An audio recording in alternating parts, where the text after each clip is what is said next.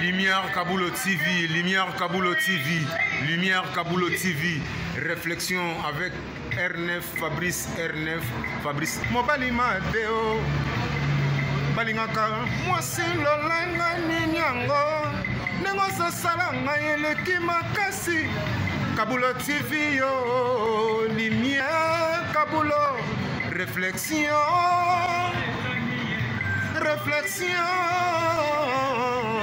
double CD Fantomas, Mayo.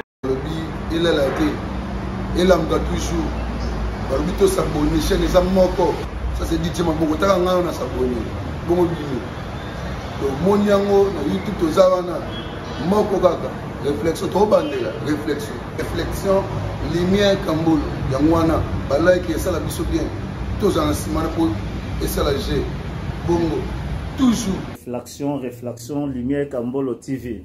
Chaîne Zamoko, vous s'abonnez, vous avez cité Lumière Kambolo TV. Bonjour, Nabiso Banso. Les alingan de Konabino, Nabengami na Kombo ya Kambulu. Na salaka na émission na chaîne télé Oye Bengami Réflexion. Chaque samedi na 19h30, beaucoup tabiso kuna na Mbote na batali pe balani nyonso ya réflexion na mokili mobimba ezali ngande kona bino Kambulu na eko répondre na motune tuna maki mais l'air mosusu na kotia mingi etala ngamba liboso mpona nazala na kamwa rapidité ya koyanola mpona okende rendez-vous avec vitesse si osono okenda na mopanzi boke bokotuta merci. Alors motuna ezalaki oyo ouais, babomi mwasi ya libala babomi na chambre hôtel epai ya makangu. Alors se na biso Isabelle atunaki mpona mobali wana matanga ya mwasi wana esengeli elelama wapi mpona mobali alingi te matanga elelama na ndako na ye asali malamu to asali mabe wana yango ezalaki motuna oyo so Isabelle atunaki. Alors pona ko répondre na ngambu na ngai ngana koloba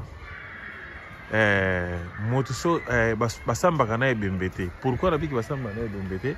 Toyebi na biso pete soki ndako wana ezalaki ya mwasi to basangisaki mbongo mais tellement ça akufi moi basamba na ebembe za te biso to si débrier pour répondre par rapport ya motuna.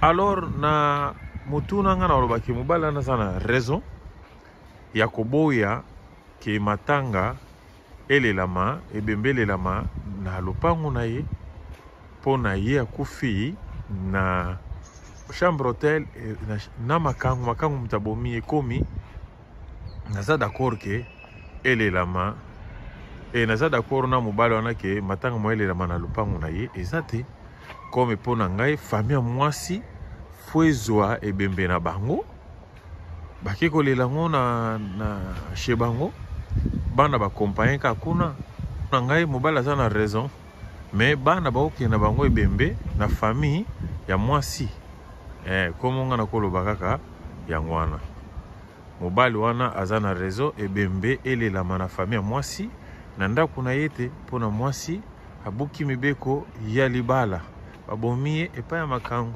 Voilà comme ngai pe naza d'accord na bandeko oyo balobi ke ebembe elelama na famille ya mwasi non na ndako ya mobali. Merci.